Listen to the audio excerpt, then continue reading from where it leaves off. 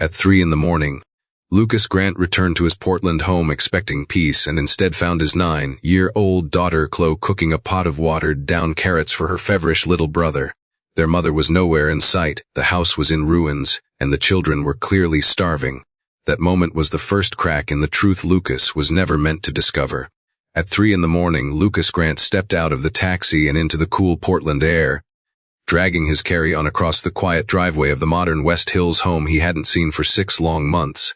The motion-activated lights flicked on as he approached, casting a clean white glow across the front steps, but the house itself felt strangely still, the kind of stillness he never associated with a place that held 2 spirited children.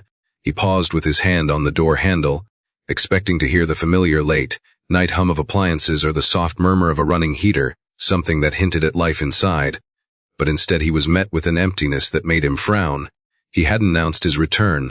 The entire trip back from London had been a last-minute, exhausted decision motivated by nothing more than a deep ache in his chest and an instinct that told him he needed to come home.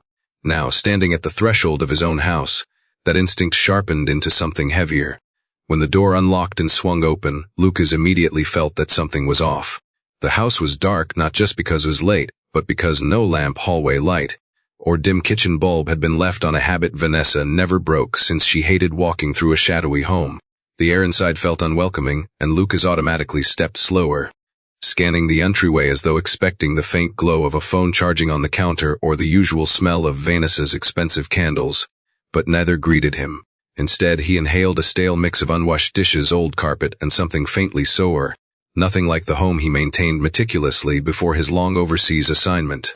He set his suitcase down near the wall and called for Vanessa, for Chloe, for little Noah softly at first, then with more intention, but nothing came back. The living room was untouched, the sofa cushions out of place, a throw blanket crumpled on the floor, a coffee cup on the table that had clearly been sitting there for hours. Lucas felt a small tightening in his chest, the kind that comes before a slow-building storm.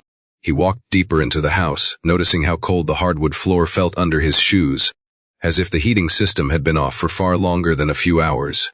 He hesitated near the hallway leading toward the kitchen when he heard a tiny clinking sound, rhythmic, uneven, almost hesitant. It wasn't loud, but in the vast stillness of the house, it landed with an uncanny weight. He followed the sound into the kitchen, pushing the door lightly with his fingertips. The faint warm glow from the stovetop bulb illuminated the scene waiting for him. Chloe, his 9-year-old daughter, standing on a chair with her hair poorly tied into a knot, stretching her small arms to stir a pot of water with a few slices of carrots floating weakly on the surface. She startled when she saw him, gripping the spoon with both hands as if she needed to steady herself. Her eyes were a mix of surprise and relief, but there was also something else, something that looked like fear. He didn't want to believe it, but it was there plain as day.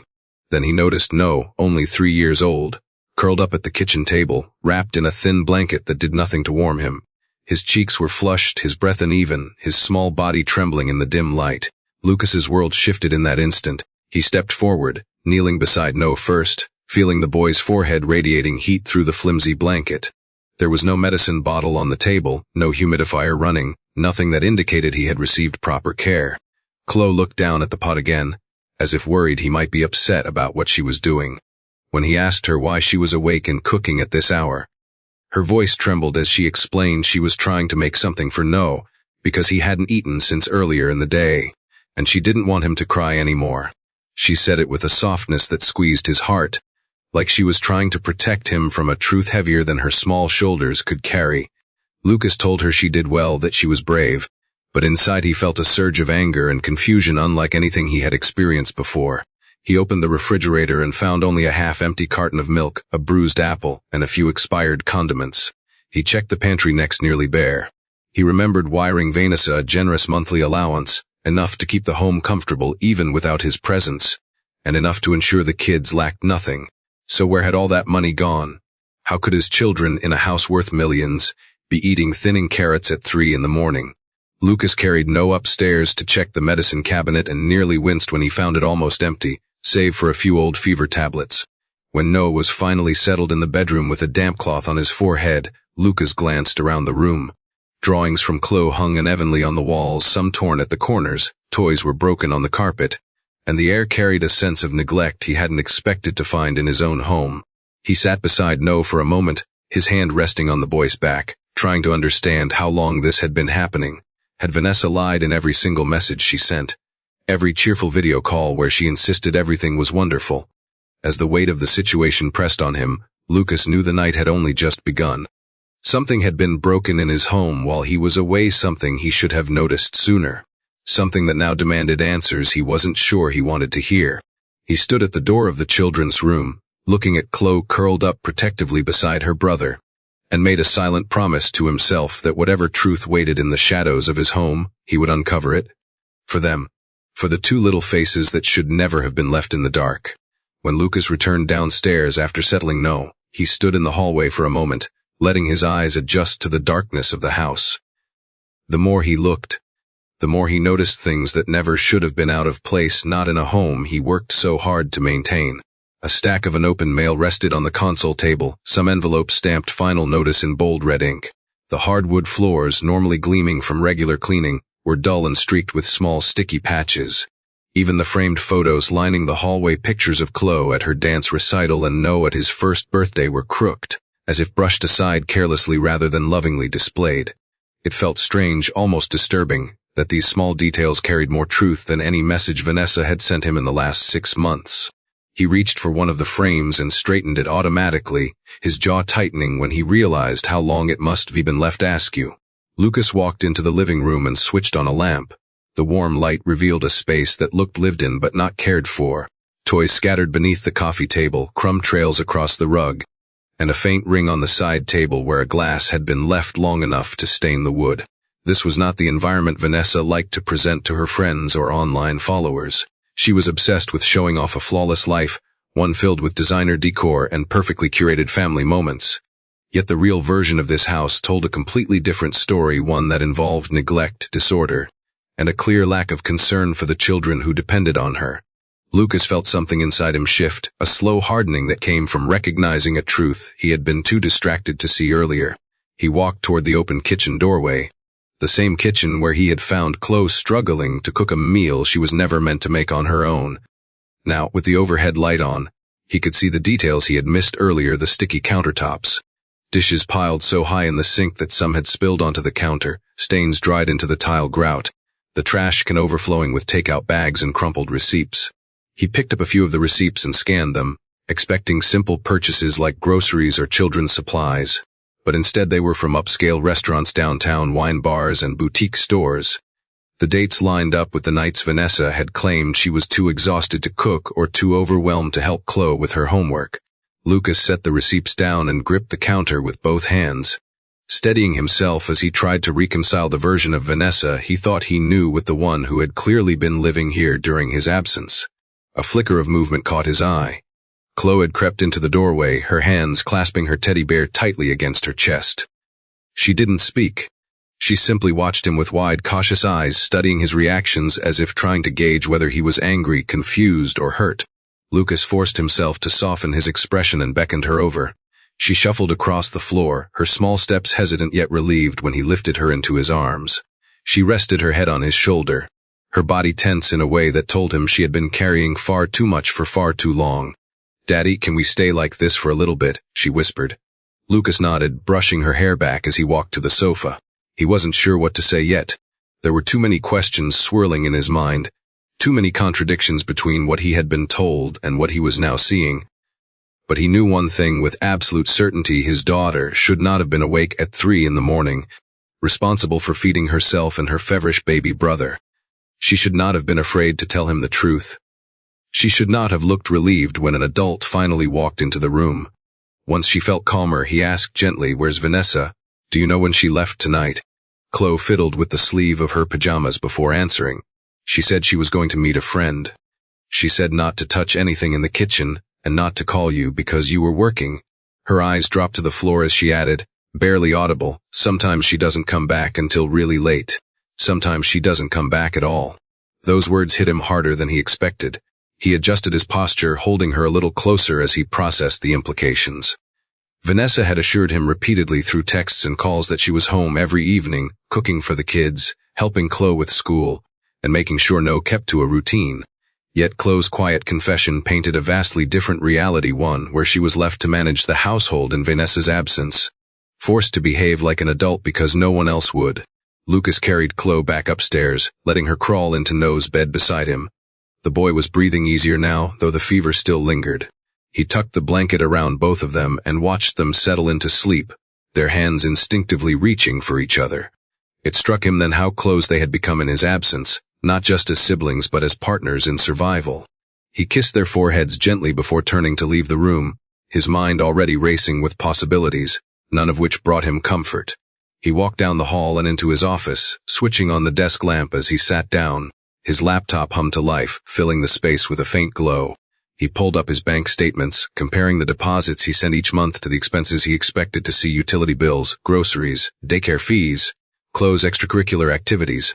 But those expected charges were missing. In their place were luxury purchases, boutique spa treatments, and charges from high-end cocktail bars. He scrolled faster, his heartbeat picking up with every line he read. The financial trail told the same story the house had whispered to him earlier. Vanessa had not been caring for their home or the children. She had been caring only for herself. Lucas leaned back in his chair, the weight of his exhaustion settling over him. 6 months abroad, 6 months of trusting the wrong person, 6 months during which his children had quietly struggled without him. He rubbed his hands over his face, wondering how he had missed all the signs.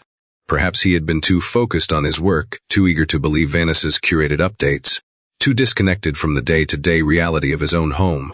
But now that he had seen it, truly seen it, there was no unseeing it. He stood and walked once more through the house, studying every messy corner, every neglected detail, every trace of the life his children had been forced to live.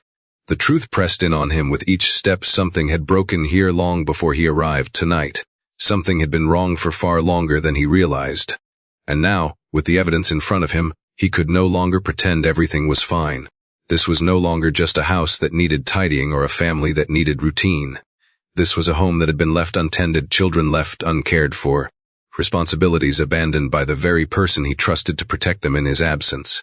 And somewhere beneath all of that neglect, he could sense an even darker truth waiting for him, something deeper than missed payments or dirty dishes.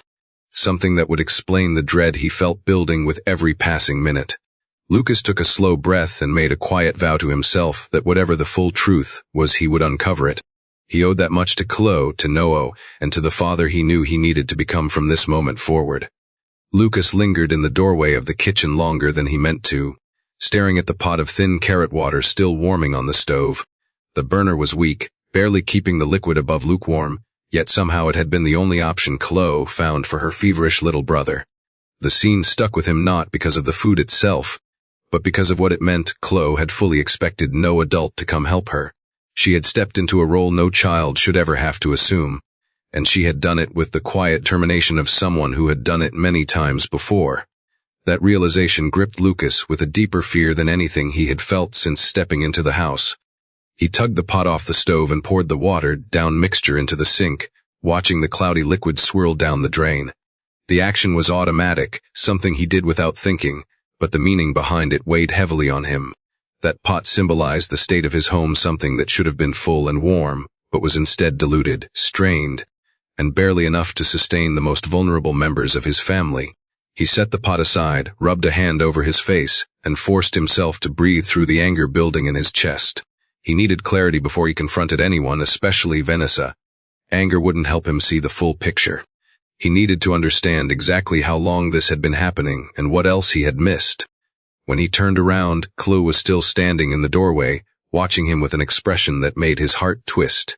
Her shoulders were drawn up, her hands gripping the hem of her pajama shirt in a nervous fidget that told him she was afraid of disappointing him.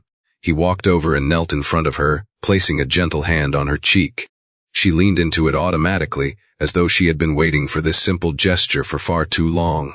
"Did you eat anything tonight?" he asked softly. Chloe's eyes flicked downward. She shook her head, her voice barely above a breath as she answered, "I gave the last bread to Noah before he fell asleep." Lucas felt a sharp sting in his chest. That last piece of bread, in a house he funded generously, shouldn't have the only food left for 2 growing children.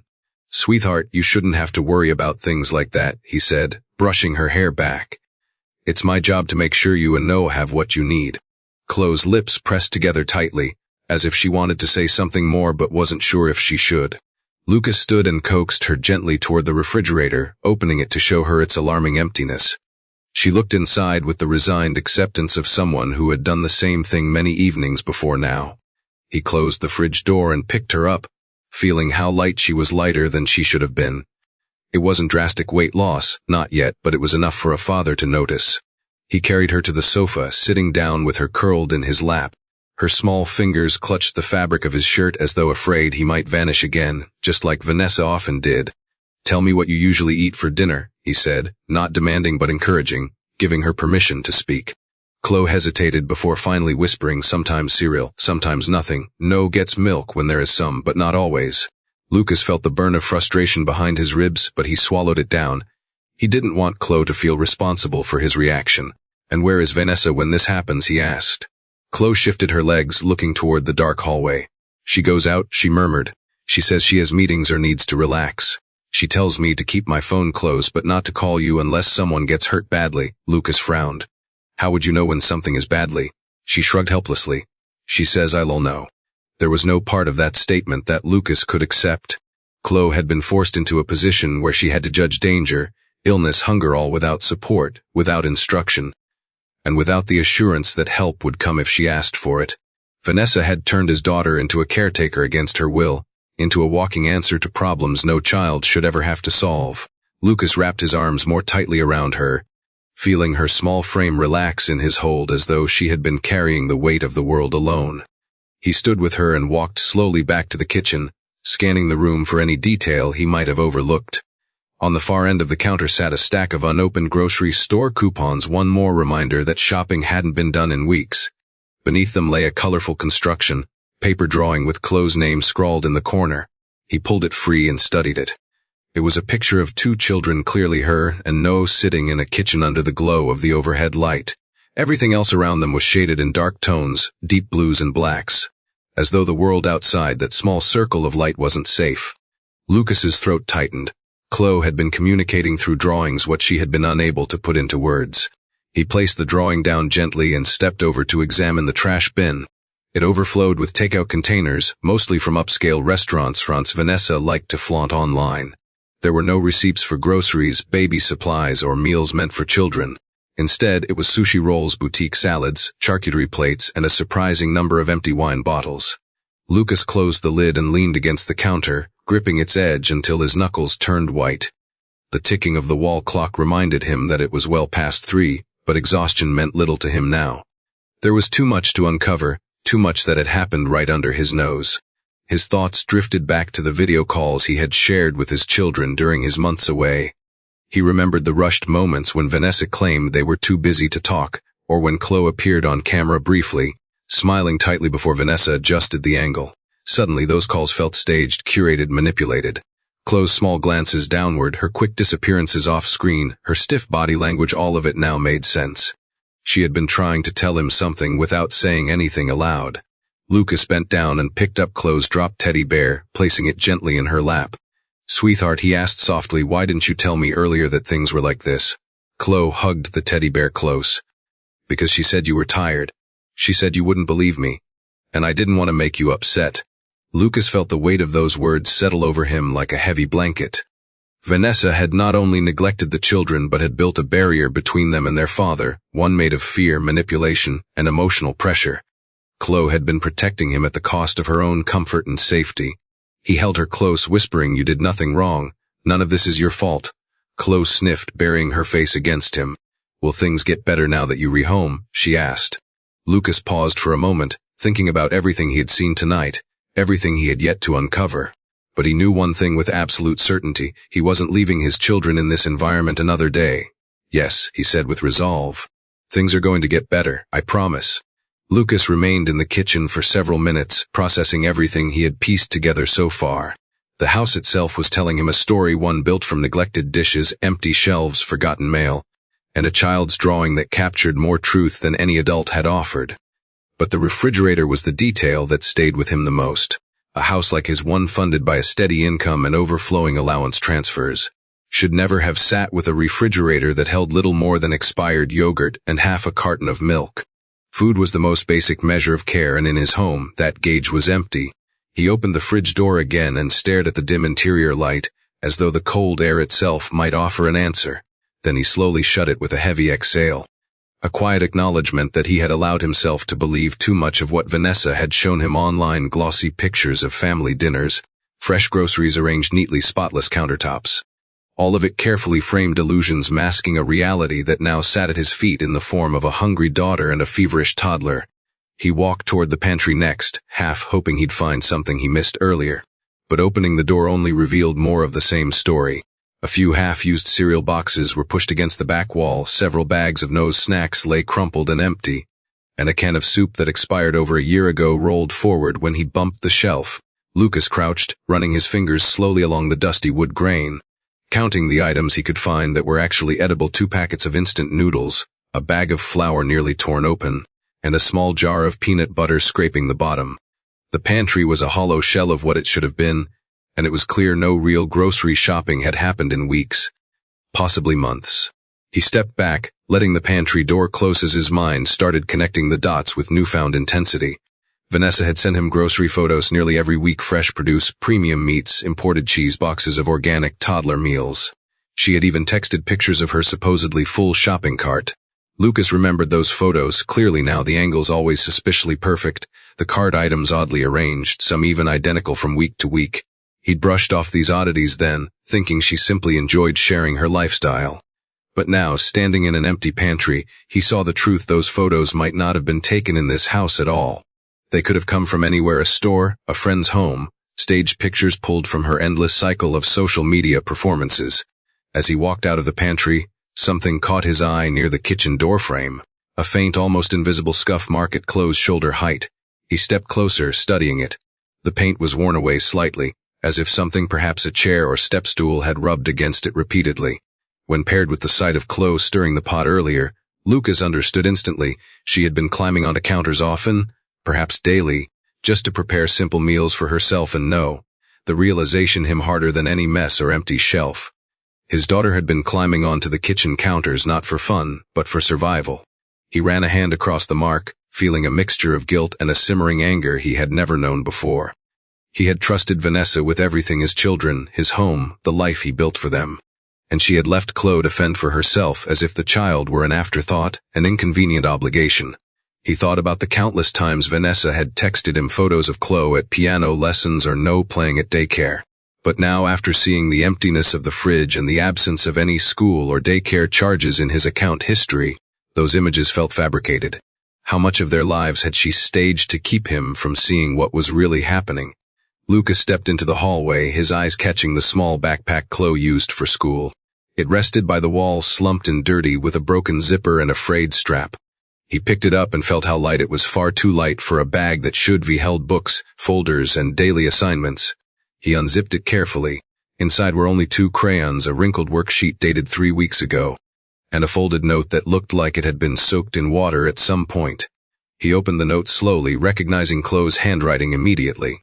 It was a short list titled "Things to Remember for No," followed by shaky bullet points: check his temperature, give him water, rock him if he cries, make sure he eats something, don't tell Vanessa unless he's hurt. Lucas pressed his thumb against the paper, stunned. Chloe hadn't written this for fun. She had written instructions to herself, responsibilities that should have belonged to any adult in the house. This was more than neglect. It was systematic abandonment disguised behind the mask of a stepmother who knew how to present a perfect life online. He returned the note to the backpack and carried it up the stairs, pausing outside the children's room. Through the cracked door, he could see Chloe curled up beside No, her arm draped protectively over him. No's breathing had steadied, a faint flush still on his cheeks, but he was asleep, resting far more comfortably than earlier. Lucas stepped inside quietly and placed the backpack on the chair near the dresser before taking a seat at the edge of the bed. He studied their faces carefully: No's round cheeks and soft curls sticking to his forehead, Chloe's tired eyes and messy hair. The way she clutched the blanket as if she were afraid someone might take it away. They looked peaceful now, but that peace had clearly been hard-earned and rare. He reached out to brush a strand of hair from Chloe's face, his hand lingering near her cheek as a wave of guilt washed over him. He had spent months believing Vanessa's cheerful updates, letting himself be reassured by curated messages while Chloe was living through nights like the one he had walked into tonight. His eyes drifted to the digital clock beside the bed, 3:27 am. He wondered how many nights Chloe had been awake at this very hour, taking care of Noah, waiting for Vanessa to return, trying to make do with whatever scraps she could find. He wondered whether she had cried quietly into her pillow, or whether she had simply held Noah tighter, hoping morning would come sooner. He wondered how many calls he had cut short because Vanessa said the kids were busy or already asleep. Lucas stood and walked to the window, pulling the curtain aside slightly.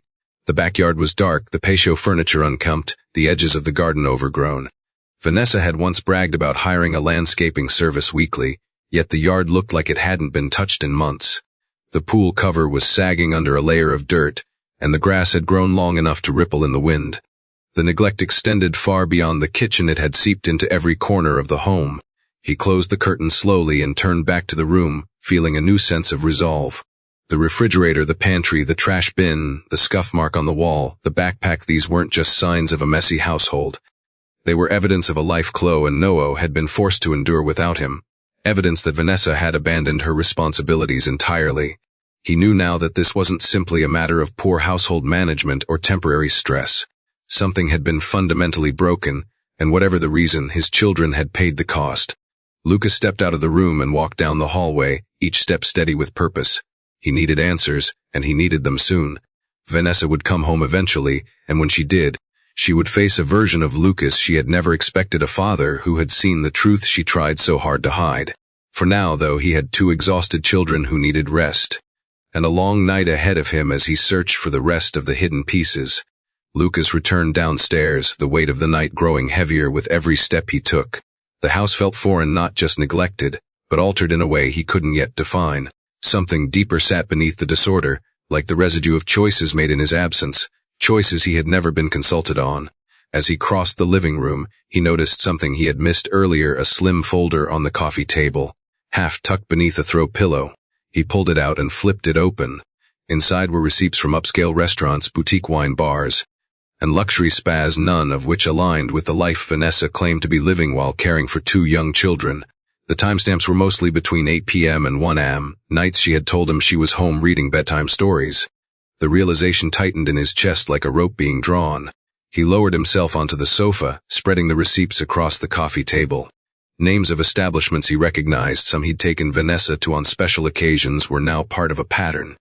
A pattern he hadn't wanted to imagine until now. He reached for his phone and scrolled back through his message history with her. Picture after picture showed bright smiles, polished countertops, and meals that looked nothing like the bare refrigerator upstairs. She had always sent photos at the same angles, the same arrangement of plates, the same filtered glow. For the first time, he questioned whether any of those photos had been taken in this home at all. And if not, how far had she gone to maintain the illusion? A sudden worry hit him. He stood quickly, walked to the console table near the front door, and opened the drawer where they kept spare keys, mail, and most importantly his secondary credit card, the one he had entrusted to Vanessa strictly for household expenses. The drawer was open farther than usual, its contents messy and shifted. Lucas sifted through the papers, growing uneasy as each layer revealed nothing. Then he paused, his heart sinking. The card wasn't there. Vanessa had been using it freely, without restrictions and without transparency. He went back to the receipts on the table. Many of them had been charged to that exact card, dates, times, and transaction amounts lining up with the glaring pattern of indulgence. He set the receipts aside and opened his banking app again, scrolling through transactions spanning the last 3 months. Charges he had ignored earlier became glaring now: designer boutiques, lounges, weekend hotel stays in downtown Portland. Lucas stared at one line item in particular: Riverfront Lux Hotel 3-night stay. He read it twice, maybe 3 times, feeling a disorienting mix of disbelief and anger. Vanessa had stayed at a hotel for 3 nights while Chloe and Noah had been left with an empty pantry, and he across the ocean had believed her when she'd said she was exhausted from managing the home alone. His thoughts churned, fueled by a grief he didn't recognize at first. It wasn't grief for the end of a marriage, he felt too distant from Vanessa emotionally for that. It was grief for the time he had lost with his children, for the nights they had gone without comfort, for the trust he had misplaced in someone who was supposed to care for them. He felt a sudden urgency, a need to understand how deep the problem ran. He opened the school app on his phone and checked Chloe's attendance records. His breath caught when he saw it, long strings of absences, unexcused and stretching across weeks. She should have been in school. She should have been learning, laughing, sharing lunch with friends. But instead, Chloe had been at home cooking thin carrot soup at 3 a.m. Lucas rose abruptly and walked toward the staircase again. He needed space to think, but he also needed to check on the children once more. Reaching the landing, he paused when he spotted the small nightlight glowing faintly from the bedroom. He stepped inside. Chloe and No lay close together, their breathing steady, their small chests rising and falling in a synchronized rhythm that brought a pang of protectiveness to his heart. He leaned against the doorframe, studying them. They deserved stability. They deserved safety. They deserved the version of him that had been buried under deadlines and meetings and travel schedules. He would no longer allow anyone, including himself, to fail them. He quietly backed out of the room and closed the door halfway. Down the hall, he entered what used to be Vanessa's office. The door was cracked open just enough to show the dim outlines of her vanity setup, mirrors, makeup, perfume bottles, accessories, all meticulously arranged even though the rest of the house was falling apart. Lucas walked in and began checking drawers. He found expensive jewelry he'd never seen, bags from high-end designers still stuffed with tissue paper, clothing with tags attached. There were receipts matching several large credit card charges. He flipped through them slowly, connecting each one to a night Chloe had been home watching No. Then, moved by instinct rather than suspicion alone, he opened her laptop. The password was the same as always. Her home screen loaded, but as he clicked through folders, he saw nothing incriminating until he noticed an external hard drive connected to the USB port on the side. He clicked into it. There were folders labeled invoices, events, client photos, and then one tucked between them simply labeled Miss C. He opened it. Inside were dozens of pictures: Vanessa dressed for nights out, posing in hotels, sitting at wine bars, stepping into cars that weren't Lucas's Lexus. And she wasn't alone. A man appeared in several photos, captured partially but unmistakably present, his arm around her waist, his jacket draped over her shoulders, his drink raised across from hers. Vanessa had always been careful, but she had missed these. Lucas stared at the screen, his breathing slow and controlled even as something tore inside him. He clicked through the photos, each one confirming a betrayal he had only begun to suspect an hour ago. Then he recognized the man. Tyler Rhodes, a smooth-talking investment consultant they had met at a fundraising gala a year earlier. Vanessa had admired him openly, praising his business strategies and poise. Lucas hadn't thought much of it then. Now he saw it differently. He stepped back from the desk and pressed his palms against his forehead. The missing money, the hotel stays, the empty pantry, the nights out, it all pointed to something far more deliberate than neglect. Vanessa had siphoned financial resources from their household and used them for her own lifestyle while leaving the children unattended. And she had done it with someone else by her side. He clicked the laptop shut. There would be time to confront her later. For now, he needed to gather every piece of information he could. His children weren't safe with her, that much was clear. He descended the stairs, determined and focused, preparing for the moment Vanessa would walk through the door. Tonight, Lucas had discovered the truth he had ignored for far too long. And when Vanessa returned home, she would face a man who had finally seen everything. Lucas returned to the living room with a heaviness that was no longer just emotional. Every discovery he made tonight felt like another brick on his shoulders, pressing down, reshaping his understanding of the life he thought he had left in reliable hands. He had never imagined Vanessa capable of deep deception, self-centered, yesy, impatient, certainly. But he had believed that despite her flaws, she cared enough about Chloe and No to keep them fed, safe, and in school. Now that belief was crumbling piece by piece, replaced by the growing certainty that she had been constructing an entirely separate life while using his resources to support it. And while she enjoyed nights out, hotel stays, and luxury shopping, his children had been eating crumbs and waiting for someone who never came home in time to tuck them in. He sat again at the coffee table and spread the receipts into tidy rows, grouping them by date and location. A pattern emerged almost immediately.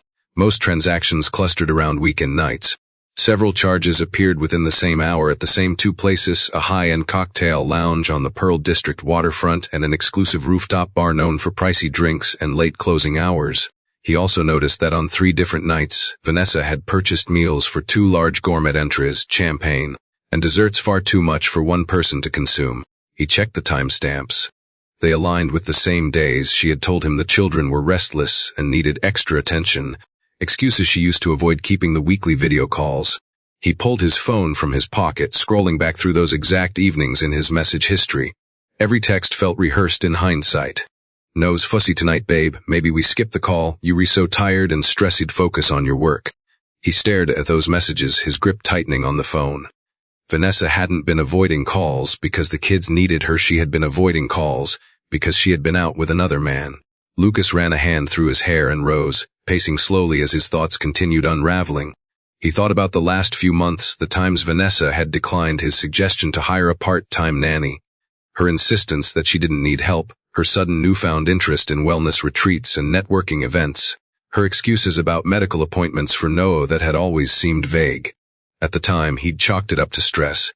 Now he realized it had been an elaborate distraction.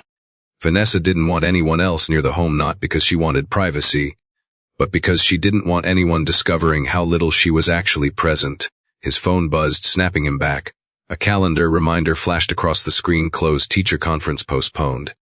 Vanessa had canceled the last 3 conferences without telling him, always giving flimsy excuses about Chloe doing fine or the school mixing up the dates. Lucas felt his chest tighten again. He opened the school app and navigated to Chloe's academic dashboard. As he scrolled through her attendance record, his stomach dropped. Chloe hadn't simply missed a few days, she had missed entire weeks. The app listed multiple unexcused absences and late arrivals. The school had emailed him several times, but Vanessa had marked them as handled. He tapped one of the flagged notes. It read concerns regarding student fatigue, incomplete assignments, and inconsistent attendance. Beside it, a note signed by Vanessa stated child recovering from flu symptoms, situation under control. Lucas stared at the screen long enough for the backlight to dim. His daughter hadn't been sick that often. He would have noticed in her voice during their calls, or in her posture, or the way she blinked more slowly. Instead, she had looked tired, yes, but not ill. Now he knew the difference. She hadn't been too sick to attend school. She had been too busy caring for No in Vanessa's absence, or too exhausted from nights of waking up to No's crying without help. He felt his stomach twist with a guilt so heavy it nearly bent him forward. He should have questioned the missed calls. He should have asked more when Chloe appeared off camera, or when Vanessa said the children were down for the night unusually early.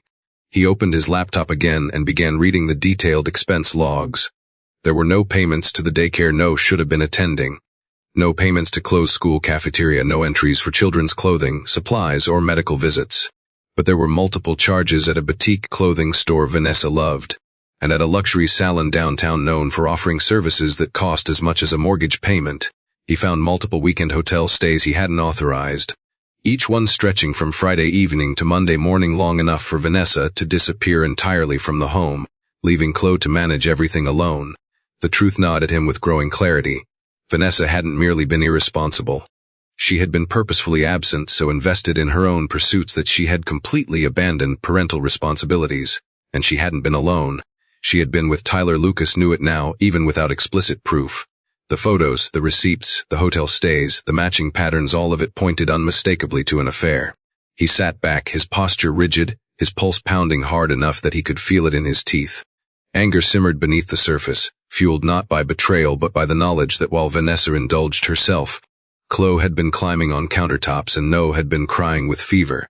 Lucas felt his jaw clench as he replayed every moment from earlier. Chloe stirring the pot, No limp and overheated under a thin blanket.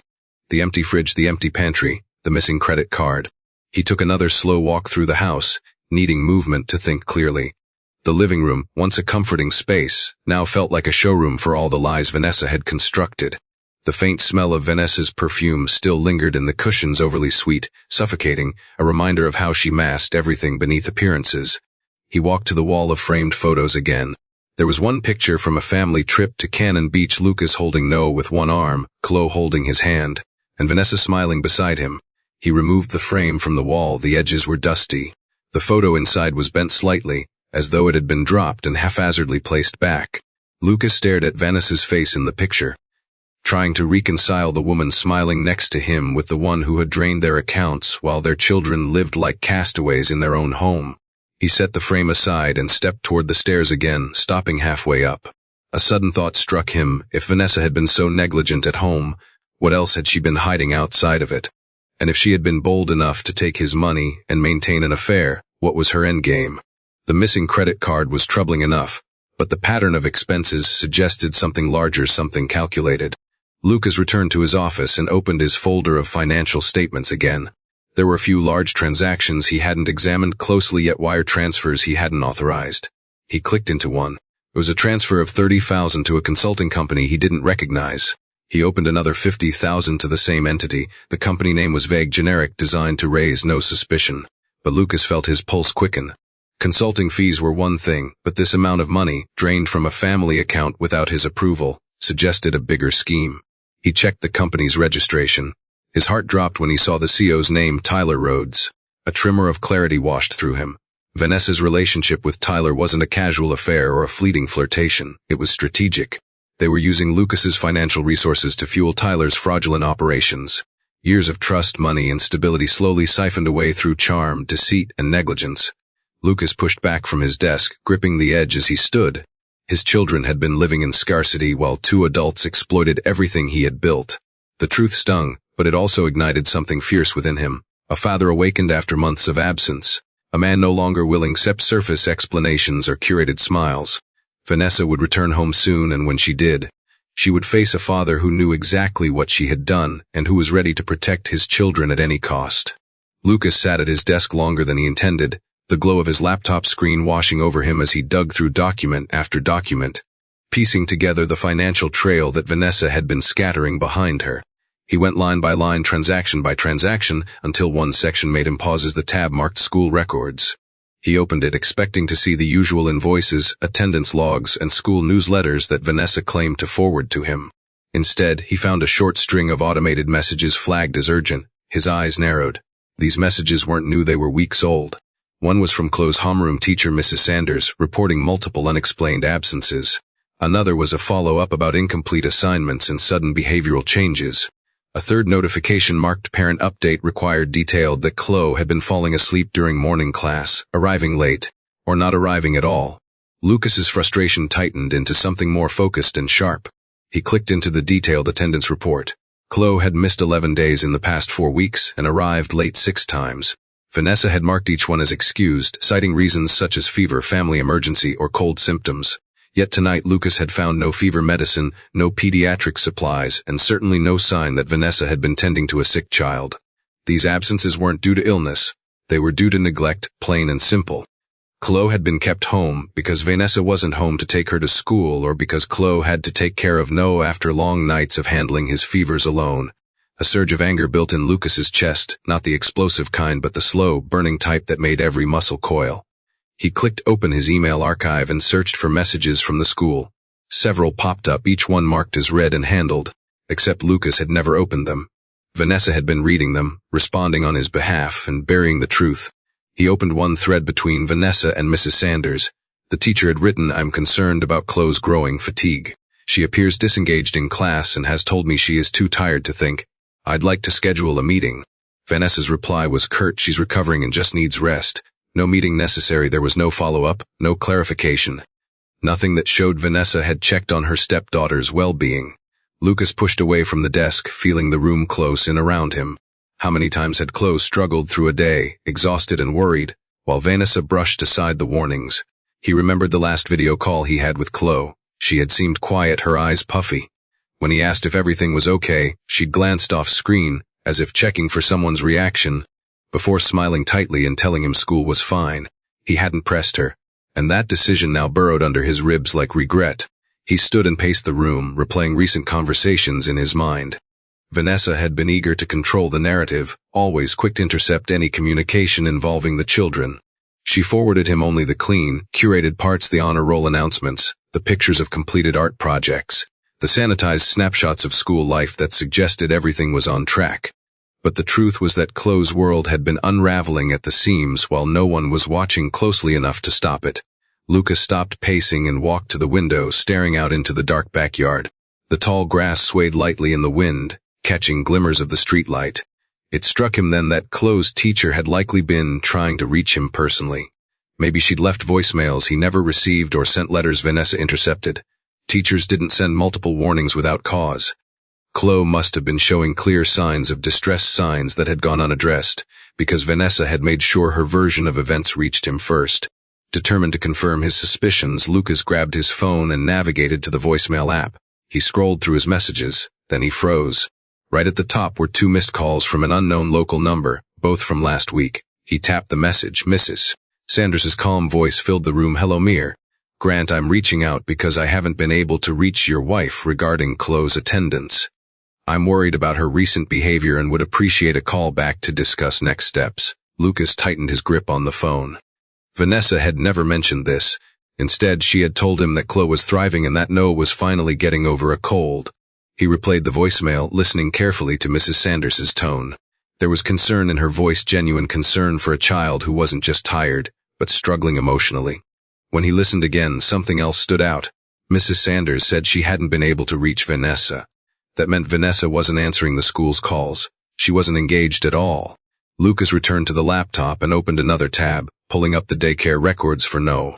There were several unpaid invoices and a message from the daycare director stating that Noah's enrollment had been paused due to non-response. Vanessa had never told him any of this. She had said the daycare was going great and that Noah was learning new songs every week, but the billing history showed he hadn't attended in nearly 2 months. Lucas rubbed the back of his neck as the pieces came together in a disturbing picture. Vanessa had abandoned her responsibilities entirely, not just as a mother figure, but even the bare minimum tasks needed to maintain their children's lives. Chloe had been carrying the weight of both school and caregiving. Noah had been kept home, likely wandering the house or crying in his crib unattended for long stretches, relying entirely on Chloe's young instincts for comfort. The thought of Chloe preparing Noah's bottle, checking his temperature, soothing him through long feverish nights while Vanessa was out drinking champagne with Tyler made Lucas's heart twist painfully. He recalled the look on Chloe's face when he'd first asked why she was awake, scared, apologetic, as though she believed she had done something wrong by simply trying to care for her brother. Lucas sat down again and pressed his palms to the table. He had been halfway across the world believing Vanessa's every word, believing her updates, her filtered photos, her cheerful claims that everything was normal. Meanwhile, Chloe had been missing so much school that her grades were slipping. Noah had been removed from daycare, and neither child had eaten a proper meal in days. The injustice and betrayal of it made Lucas's chest burn. He clicked once more into the school system, opening the behavioral notes attached to Chloe's profile. One entry read, "Student appears anxious when asked about home life, avoids eye contact, becomes withdrawn during group activities." Another entry stated, "Student expressed worry about a younger sibling, asking repeatedly if younger children can stay home alone." Lucas swallowed hard. That kind of question wasn't theoretical, it came from experience. He thought of Chloe's drawings, the kitchen lit up against a dark background, the two small figures huddled together. She had been asking for help in the only ways she knew, through pictures, through vague comments, through small shifts in behavior. And every one of those signs had been blocked from reaching him. He logged out of the school portal and closed the laptop. Enough was enough. This wasn't merely a case of irresponsible behavior. Vanessa had willfully hidden the neglect of 2 children. She had erased their struggles with false reports, dismissed warnings from teachers, and manipulated communication to preserve her own comfort. Lucas stood up with a renewed sense of purpose. He wasn't going to let another day pass without stepping in. The next steps were clear. Tomorrow morning he would meet with Mrs. Sanders personally. He would gather every document, every record, and every piece of evidence. And then he would confront Vanessa with facts she could no longer manipulate. But more importantly, he would make sure Chloe and Noah never had to feel abandoned again. The truth was out now, and he was done being deceived. Lucas stood in the middle of the living room, staring at the school reports and attendance logs spread across the coffee table. Each document was another confirmation of what Chloe had been living through: days without supervision, mornings without breakfast, school weeks full of exhaustion and uncertainty. It made him think of all the excuses Vanessa had offered over the months. She's just tired from growing. She's a little moody lately. She's adjusting to new routines. All of those explanations now felt like thin layers of varnish over a deeper truth she refused to acknowledge. Chloe hadn't been adjusting, she had been enduring. And the more Lucas realized how many signs he had missed, the more determined he became to uncover every detail of what Vanessa had been hiding. As he paced, Lucas remembered the last time he had visited Chloe's classroom before his long trip. Mrs.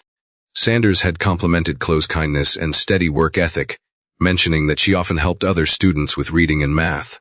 She had also noted Chloe's creativity and her tendency to draw pictures during quiet time.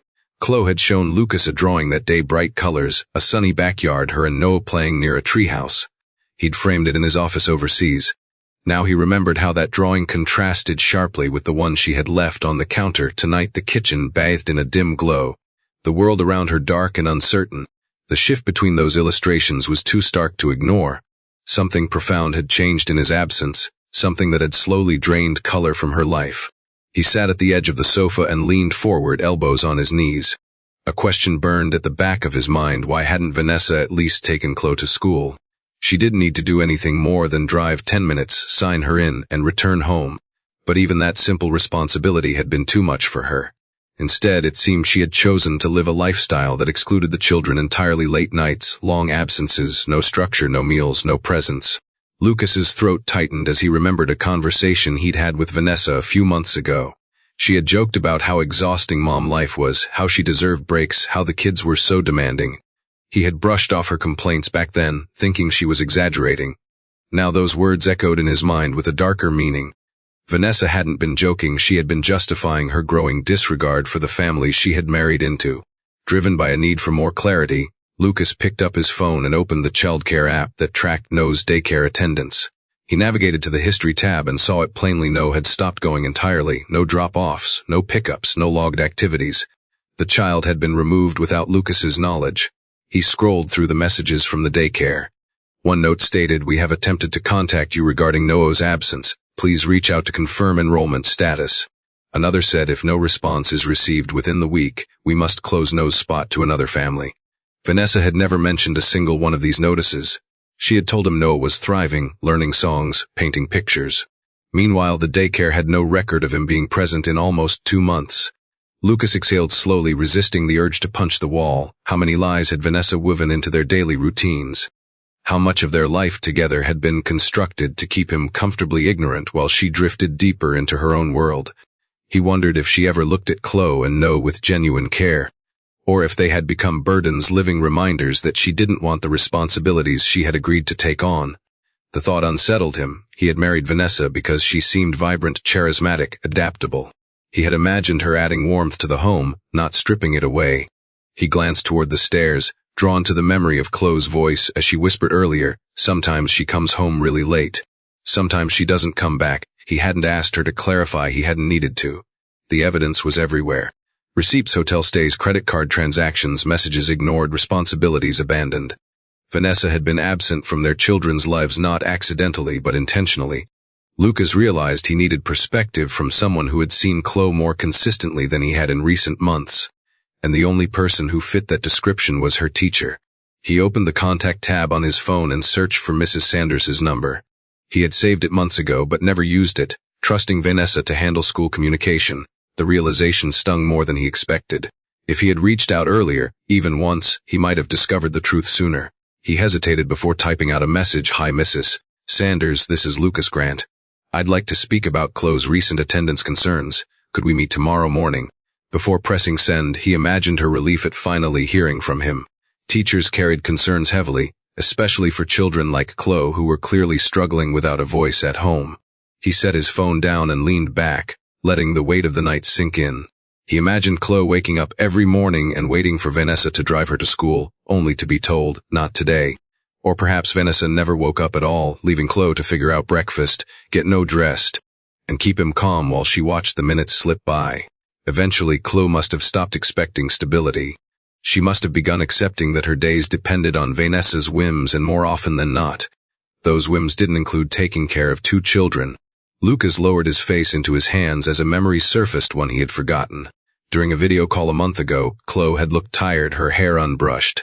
He had complimented her artwork pinned to the wall behind her, and Vanessa had jumped in to answer for her, saying Chloe was in a mood. But the look Chloe gave him, brief, pleading, almost apologetic, now resonated with a meaning he had failed to interpret back then. She had been trying to tell him something. She had been hoping he would see past Vanessa's explanations. Lucas wished he had pressed her that day, asked privately if she was okay, paid closer attention. He felt guilt settle into a heavy knot inside him, but he refused to let it root. He couldn't change the past, but he could change everything from this moment forward. The next thought hit him harder than the others. Chloe must have carried her worries to school.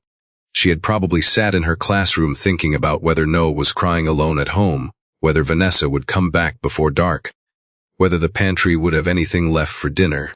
A child can't learn while carrying burdens meant for adults. Lucas felt a deep ache run through him. Children should think about recess, spelling tests, art projects, not how to manage a household in their mother's absence. He pushed himself off the sofa, unable to sit still any longer. He walked into the kitchen again and stared at the empty fridge, the trash filled with fancy restaurant containers, the dirty dishes piled high.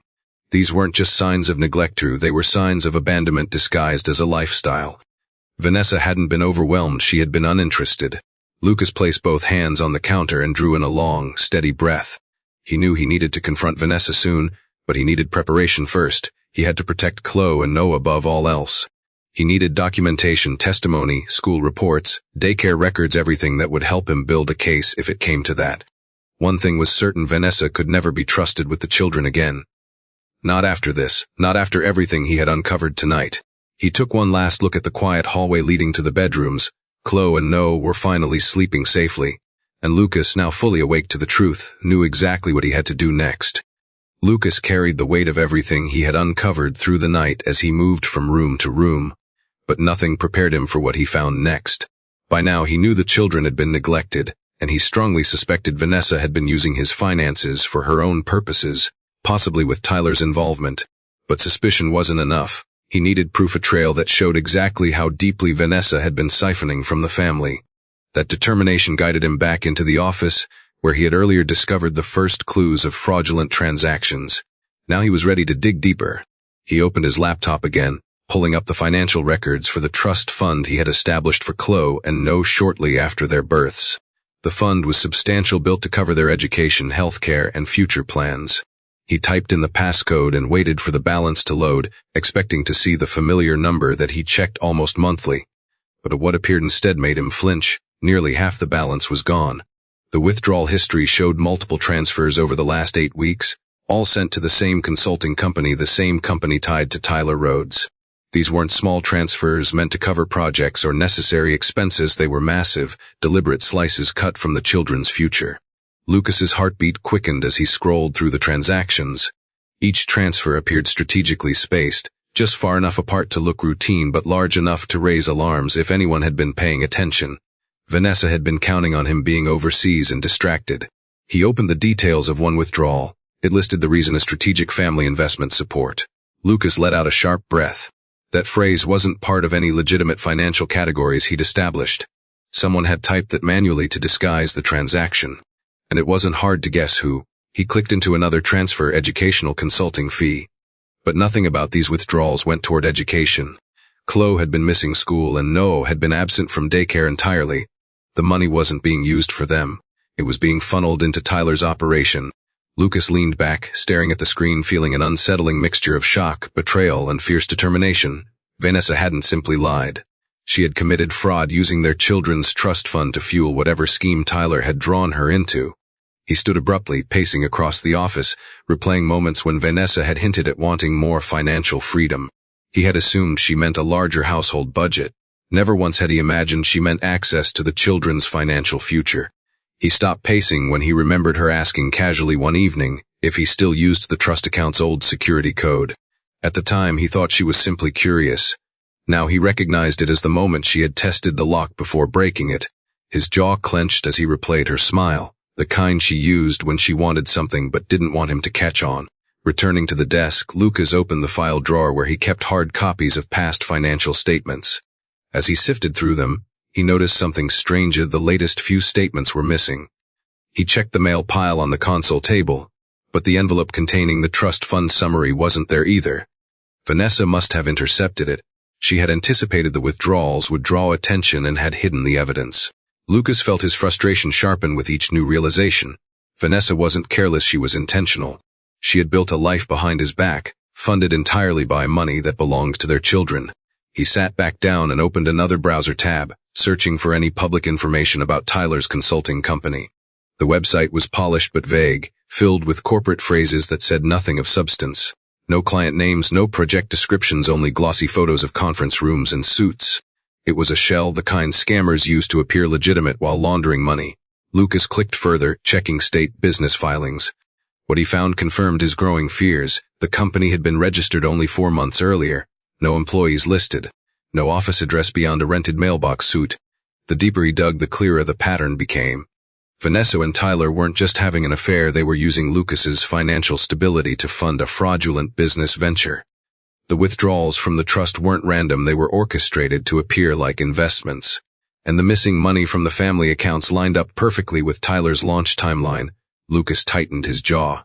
They had banked on his absence, his trust, and his desire to avoid micromanaging.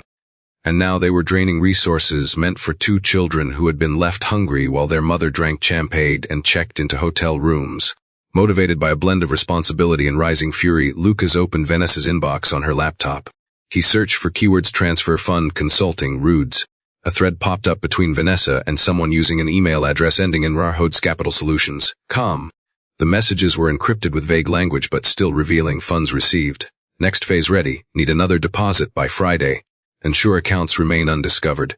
The most damning message came from Vanessa herself: he's overseas another month. The kids won't notice anything. Lucas felt something inside him fracture at those words. The kids won't notice anything, they had noticed everything.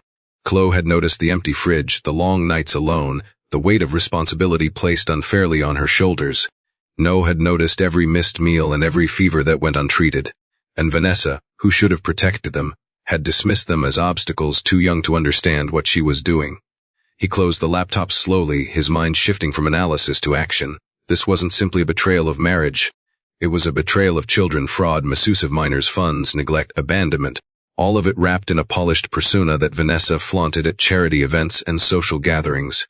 Lucas moved to the window and stared out into the night, the backyard shrouded in a faint, pale glow beneath the streetlights. Every part of this home, from the neglected yard to the nearly empty pantry, echoed the truth he now fully understood. Vanessa had not been living a double life. She had been replacing the life she had with the illusion of one built on his money, with another man, while leaving two innocent children to fend for themselves. He pictured Chloe standing on the kitchen stool, stirring that weak carrot soup with her small hands, doing everything she could to take care of her brother. All while the trust fund meant to ensure her well-being was being drained to bankroll a fraud scheme. The thought ignited something fierce and protective inside him. This discovery wasn't the end of his investigation. It was the beginning of a pursuit that would expose every lie and ensure his children were never harmed again. Lucas walked back to the desk, picked up his phone, and saved every document to a secured folder. He took photos of each receipt, screenshot every transfer, and forwarded every email chain to a private legal archive. By morning he would contact his attorney. By the end of the week, he intended to freeze the accounts, report the fraudulent activity, and begin proceedings that Vanessa could never undo. He looked toward the stairs where Chloe and No slept. For them he would not stop, for them this ended tonight. Vanessa had taken enough from him, from them, from the future they deserved. Now Lucas was ready to take everything back. Lucas had spent the past hour gathering every piece of evidence he could find: financial statements, school records, messages Vanessa had hidden, the fraudulent transfers to Tyler's shell company. The more he uncovered, the clearer the pattern became.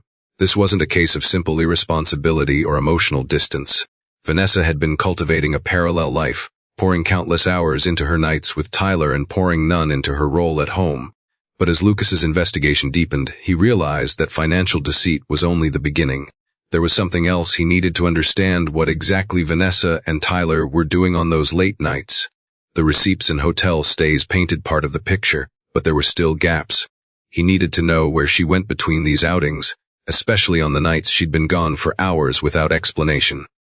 That thought drove him to the living room security console mounted near the wall behind the staircase. He hadn't checked the cameras in months. Vanessa always said they were unnecessary, that they made the home feel more like a surveillance zone than a sanctuary. She often insisted they be turned off inside the house, claiming guests felt uncomfortable being recorded. He now saw that argument for what it was: an excuse to keep him from seeing what really happened when he wasn't home.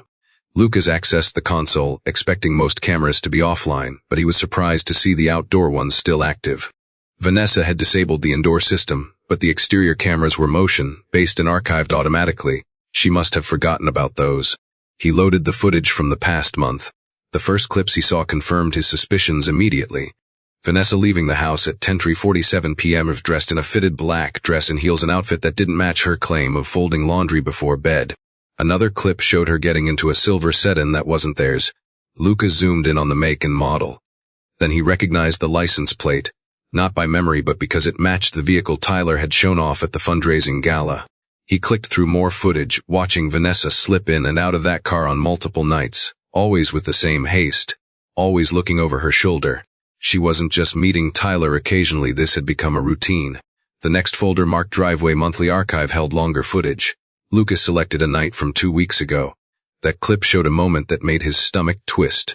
Vanessa left the house at 9:15 p.m. with her hair curled, wearing a sequin top, stepping into the cold like she was heading toward a red carpet.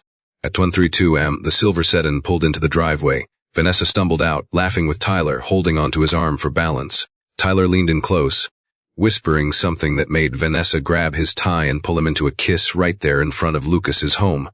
Lucas watched the clip with clenched fists, not because of the infidelity itself, but because of what the timestamp meant. That was the same night Chloe had messaged him a simple "Hi Daddy" at 12:50 a.m., followed by a video call Vanessa immediately declined. Chloe must have been awake, afraid, or trying to reach out, and Vanessa had been too busy making out in the driveway to notice. Lucas continued scanning the footage. One clip from last month froze him in place. At 2:41 a.m., Vanessa returned home alone. She stepped out of the car unsteadily, holding her heels in one hand and her phone in the other. Then, as she approached the front door, she paused and looked back at the car. Lucas watched as the driver's window rolled down and Tyler leaned out just far enough to hand her an envelope. Vanessa tucked it into her purse quickly and waved before slipping inside. The envelope detail didn't sit right. He rewound the footage and examined it closely. The envelope wasn't thin like a letter, it was thick, too thick. It could have held cash, documents, instructions, anything, and the way she stuffed it into her purse suggested she didn't want it seen. He exited the footage, opened Vanessa's desk drawer again, and searched for anything that resembled the envelope. Papers were stacked neatly, but he noticed a wrinkled shopping bag wedged behind a stack of magazines. Inside the bag, beneath receipts and a scarf with a boutique tag still attached, he found an unmarked envelope. He opened it cautiously. Inside were several papers, printouts of projected revenue charts, investor outreach lists, and notes scribbled in Vanessa's handwriting. These weren't innocent business plans. They were part of Tyler's fraudulent consulting operation. One page contained a list titled Potential New Transfers. Lucas's eyes widened as he read the names. The list included the Children's Trust Fund and their jointly held family savings account, as if Vanessa had been planning additional withdrawals. Lucas dropped the papers on the desk and took a step back, running a hand over his face. The envelope confirmed what he had already feared. Vanessa wasn't just participating in Tyler's financial scheme. She was actively helping plan the next steps. And if Lucas hadn't come home early, she might have emptied every account he had worked his entire career to build. He turned toward the doorway and stared into the dark hallway. Somewhere upstairs, Chloe and No slept, unaware of how close their lives had come to complete upheaval. Lucas felt a wave of protectiveness rise inside him, stronger than anything he had felt before. His children weren't just victims of neglect anymore, they were targets within a financial blueprint Vanessa and Tyler were crafting. They needed more than comfort, they needed safety. Determined to uncover every piece of the truth, Lucas returned to the footage. Another clip from earlier that week showed Vanessa leaving again at 11:22 p.m. She wore a blazer this time, less glamorous but still intentional. Lucas watched her get into Tyler's car. The camera caught just 2 seconds of their conversation before the door closed, but it was enough. Vanessa was holding what looked like a folder the same color and size as the envelope he had found. In the video, Tyler gestured toward her with a stern expression, and she nodded, tucking the folder tightly against her chest. Lucas froze the frame and stared at Vanessa's face. She didn't look like a woman swept into an affair. She looked like someone complicit, someone fully aware of what she was involved in. He sat back, the weight of the footage settling over him. Vanessa wasn't being manipulated. She wasn't overwhelmed or struggling. She was participating in something she believed she could get away with. And in doing so, she had abandoned Chloe and No, weaponized Lucas's trust, and used the family's financial foundation to fund a scam that could eventually leave them bankrupt. Lucas closed the footage and stepped away from the console. The truth was now undeniable. Vanessa had tried to build a life outside this home while slowly dismantling everything inside it.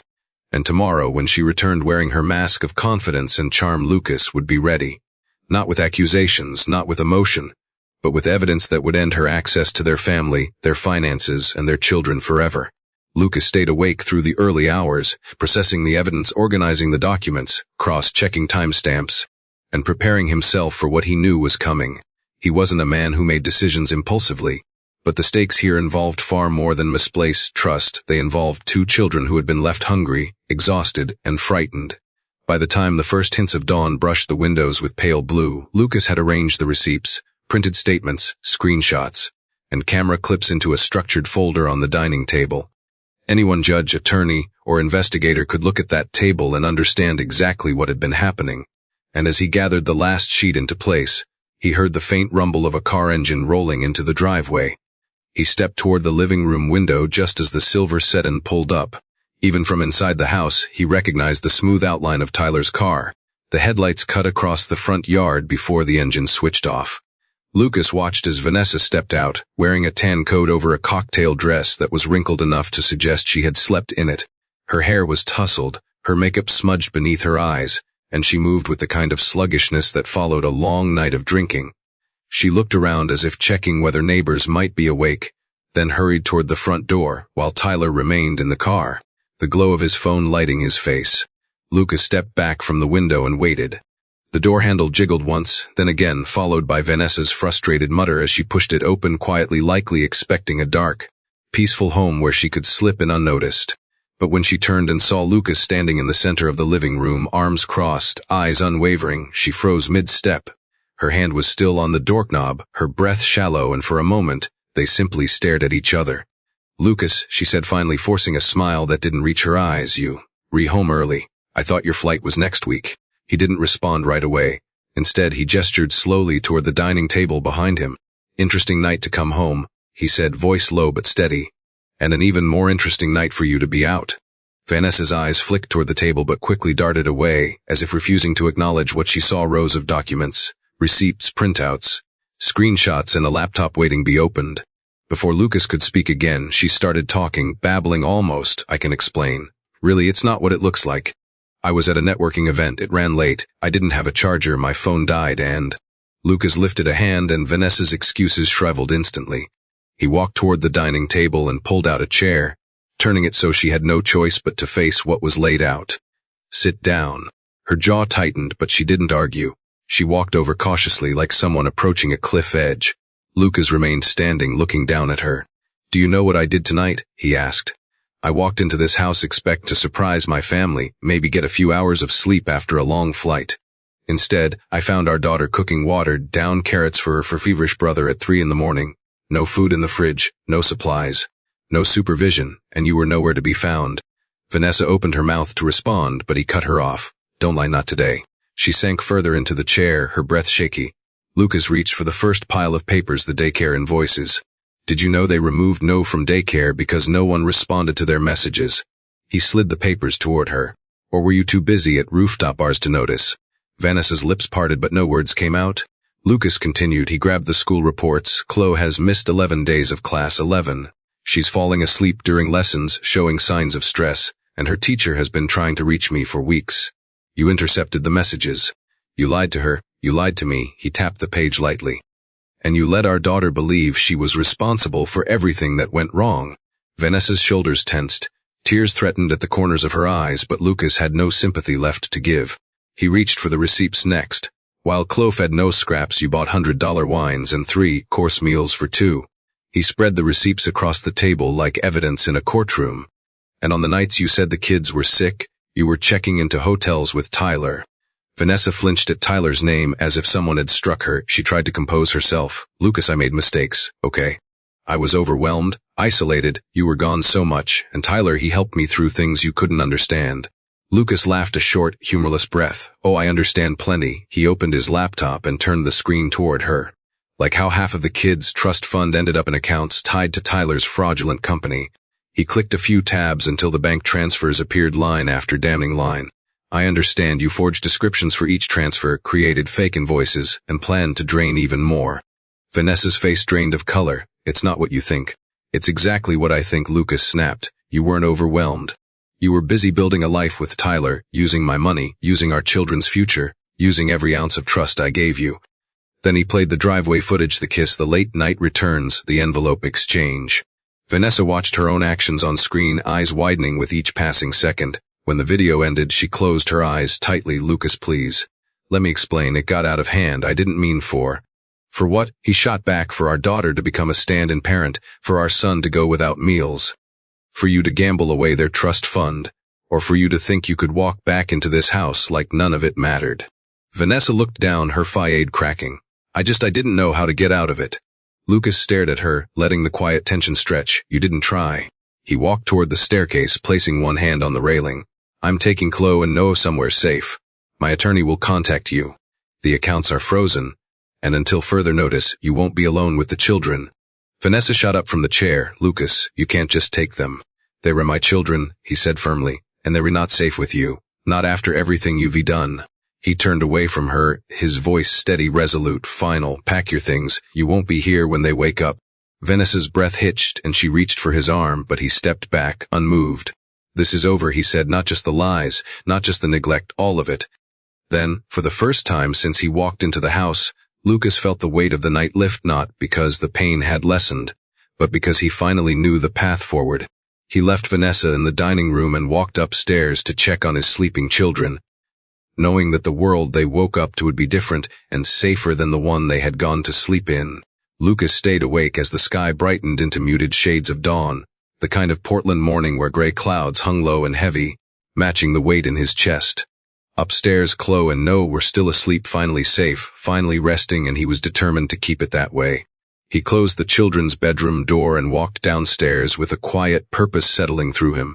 Vanessa's gasps, protests, and shaky apologies from the hour before still echoed faintly in his mind, but they no longer had the power to sway him.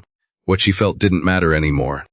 What happened next was about two children who deserved better than the chaos she had let consume their home.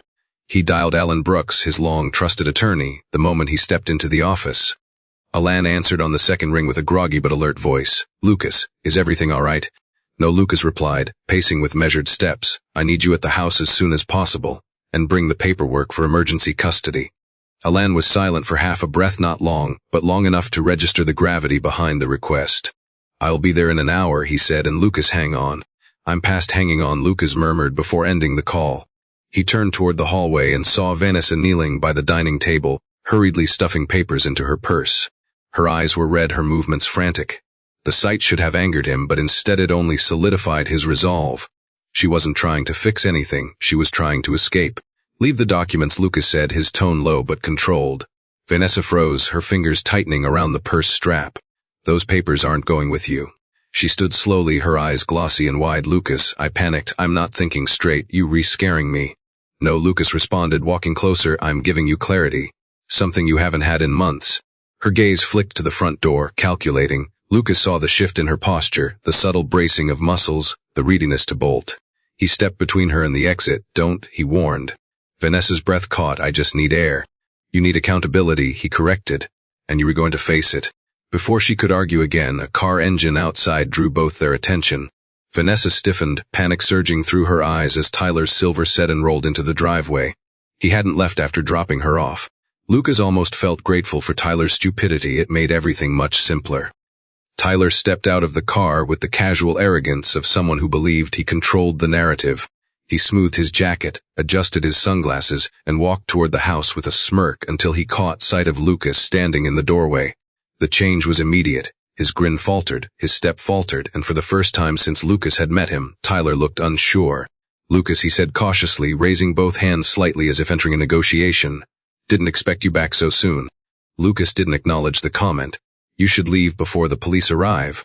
That made Tyler laugh, a short, brittle sound. Come on, we're all adults here, let's talk. Lucas didn't move. You stole from my children, he said. You used their trust fund to fuel your scheme. And you used my wife to do it.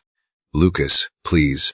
Not your wife anymore, Lucas corrected sharply, eyes never shifting from Tyler. Tyler took off his sunglasses, revealing eyes that were no longer confident but calculating. Listen, man, you retired. You just got off a long flight. Let's not make rash decisions. This isn't rash, Lucas said. It's overdue. He reached into his pocket and pulled out his phone. The police will be here any minute. And the moment they arrive, you can explain why you've received close to $500,000 from a family trust fund meant for two minors. Tyler's composure cracked. Now wait. Lucas stepped forward. Or why you were stupid enough to let a camera catch you handing my wife envelopes filled with documents about your operation.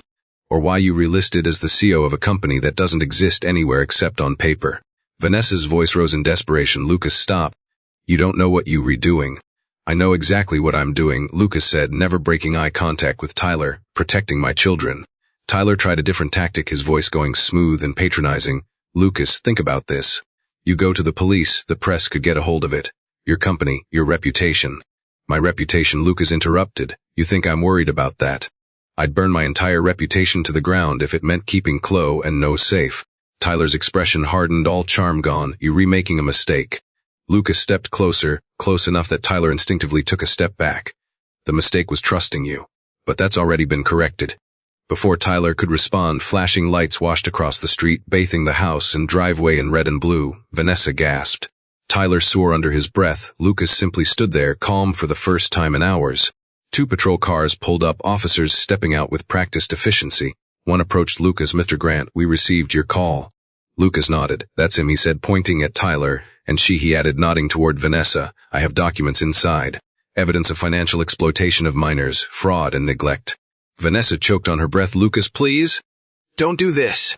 Tyler raised his hands as officers approached him. Hold on, this is insane. It's documented, Lucas stated firmly, all of it.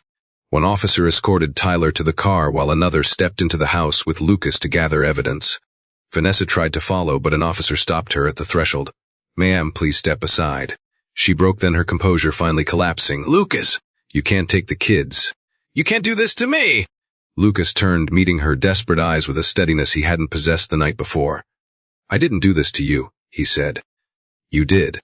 As Vanessa was led toward a patrol car for questioning, Lucas ascended the stairs, exhaustion tugging at his limbs but determination anchoring every step. He opened the children's bedroom door gently.